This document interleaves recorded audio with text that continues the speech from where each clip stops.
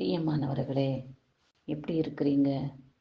கிறிஸ்துவின் நாமத்தினாலே நீங்கள் நன்றாய் இருக்கணும். நீங்கள் நன்றாய் இருக்கவே கர்த்தர் விரும்புகிறார். என் பிள்ளைகள் நன்றாய் இருக்க வேண்டும், ஆசீர்வாதமாய் வாழ வேண்டும் என்பதே தகப்பனுடைய நோக்கமாய் இருக்கிறது. அவர்தான் இயேசு கிறிஸ்து. இயேசுவின் நாமத்தினாலே இந்நாளையும் கூட ஆயுசு நாட்களாய் கூட்டி கொடுத்த கர்த்தாதி கர்த்தாவுக்கு, தேவாதி தேவனுக்கு நன்றி இருதயத்தோடு ஸ்தோத்திர பலிகளை செலுத்துவோம்.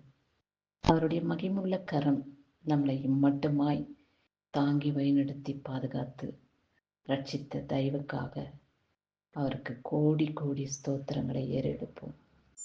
இயேசுப்பா, நம்முடைய வாழ்க்கை பயணத்திலே அவர் நம்மோடு கூட கடந்து வருகிறார்.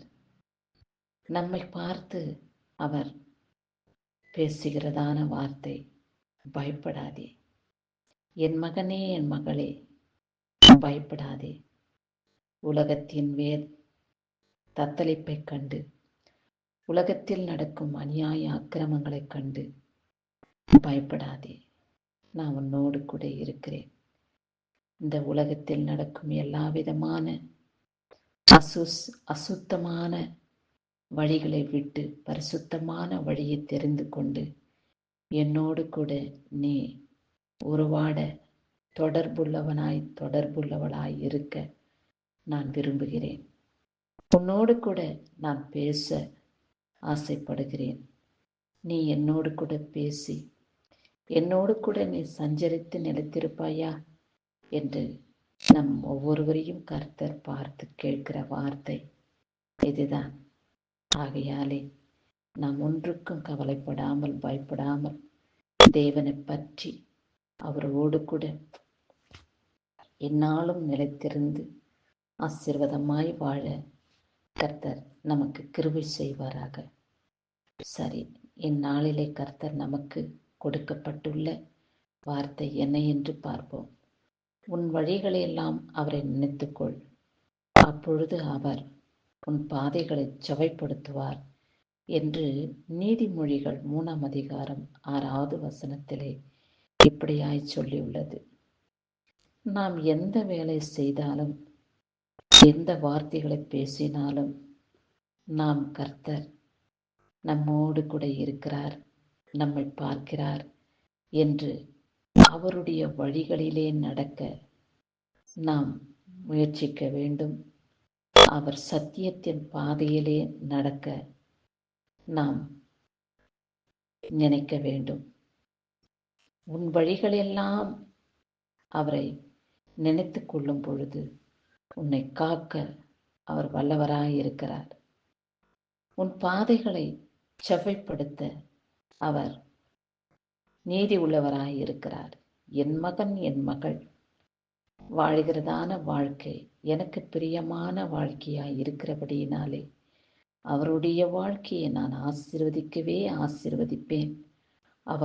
அவர்களுடைய பாதைகளை நான் செவ்வைப்படுத்துவேன், மேன்மைப்படுத்துவேன் என்று கர்த்தர் சொல்லியிருக்கிறார்.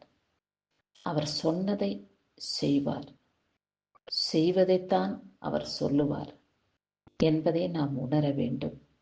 ஆண்டவரே, உம் வழிகளிலே நான் ஒன்றும் விலகிவிடாதபடி உம்மையே நான் நினைத்து வாழ எனக்கு நீங்க கிருபை செய்யுங்க. எனக்கு எப்படி உடைய வழிகளிலே வாழ்ந்து உம்மோடு கூட சஞ்சரித்தாரோ அப்படியா சஞ்சரிக்கக்கூடிய வாழ்க்கையை எனக்கு நீங்க கொடுங்க என்று அவரிடத்தில் நாம் கேட்க வேண்டும். சஞ்சரிப்பு என்றால் என்ன? அவரையே நினைத்து கொண்டிருப்பது, அவரோடு உறவாடுவது, அவருடைய பாதையிலே நாம் எப்பொழுதும் ஜீவிப்பது. இதுதான் கர்த்தரிடத்தில் நாம் சஞ்சரிக்கும் வாழ்க்கை. உலக பிரகாரமாய் ஒருவரிடத்தில் நாம் பேச வேண்டும் என்றால் அநேக நேரம் பேசிக்கொண்டிருப்போம். ஒருவேளை அவர்கள் நமக்கு பிரியமானவர்களாய், நம் மனதுக்கு பிடித்தவர்களாய் இருப்பார்கள் என்றால் அவர்களை எப்பொழுதும் மனதில் நினைத்து கொண்டிருப்போம் அல்லவா? அவர்கள் பேசினதை நாம் நினைவு கூறுவோம், சிந்திப்போம். அப்படியாய் இருக்கும் பொழுது நாம் கர்த்தரிடத்திலே சஞ்சரிக்கும் வாழ்க்கையை தெரிந்து கொள்ள வேண்டும். மனிதனை காட்டிலும் கர்த்தர் எவ்வளவோ விசேஷமானவர். தாயின் கருவில் உருவான நாள் முதற்கொண்டு இந்நாள் மட்டும் அவருடைய கிருபை நம்மளை வழிநடத்துகிறது. நாம் சோர்ந்து போகும் வேளைகளிலே, பலவீனம் அடையும் காலங்களிலே அவருடைய பலன் நம்மளை தாங்குகிறது. அவருடைய கிருபை நம்மளை தேற்றுகிறது. அவரையே நாம் நினைத்து வாழும் பொழுது நமக்கு ஒரு தீங்கும் நேரிடாது. ஒருவேளை நமக்கு வியாதிகள், பிரச்சனைகள், வேதனைகள் ஏற்படலாம். அப்படி ஏற்படவே முடியாது. எப்பொழுதும் சந்தோஷமா தான் இருப்போம், ஏசப்பா கிட்ட போனா அப்படின்ற சிந்தை அல்ல, அப்படின்ற நினைப்பு நமக்கு வரக்கூடாது. சிலுவையின் பாரத்தை அனுதினமும் நாம் சுமக்க வேண்டும். மனிதர்கள் மூலமாய் வரும் துன்பங்கள், சாத்தான் மூலமாய் வரும் கஷ்டங்கள், வேதனைகள், துக்கங்கள், துயரங்கள் எல்லாவற்றையும் சகித்து வந்தால்தான் கர்த்தர் நம்மை மேன்மைப்படுத்துவார், மகிமைப்படுத்துவார். மனிதர்கள் முன்பாக நாம் கேவலமாக, மிகவும் தாழ்த்தப்பட்டவர்களாக அவர்கள் நம்மை பேசினாலும் நினைத்தாலும் அதை குறித்து கவலைப்பட வேண்டிய அவசியமில்லை.